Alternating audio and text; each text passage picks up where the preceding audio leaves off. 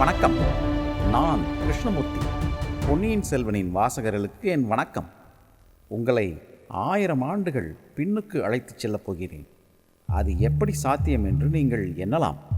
என்னுடன் சில ஓவியர்களின் துணை கொண்டு அது சாத்தியப்படுமா என முயற்சித்து பார்க்கப் போகிறேன். சுந்தர சோழருக்கும் வானமாதேவிக்கும் 3 குழந்தைகள் பிறக்கின்றனர். சுந்தர சோழரின் மீதும் அவரின் வாரிசுகளின் மீதும் மக்கள் அபரிமிதமான நம்பிக்கையும் அன்பையும் வைத்திருக்கின்றார்கள்.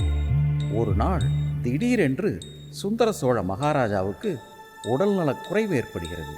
இவ்வேளையில் பகைவர்களின் படையெடுப்பை தடுக்கவும் சோழ நாட்டின் எல்லையை விரிவுபடுத்தவும் எண்ணி மூத்த புதல்வன் ஆதித்த கரிகாலனை வடதிசையின் மாதண்ட நாயகராக்கி அவனை காஞ்சிக்கும், இளைய புதல்வன் அருள்மொழிவர்மனை தென் திசையின் மாதண்ட நாயகராக்கி இலங்கைக்கும் அனுப்பி வைக்கிறார்.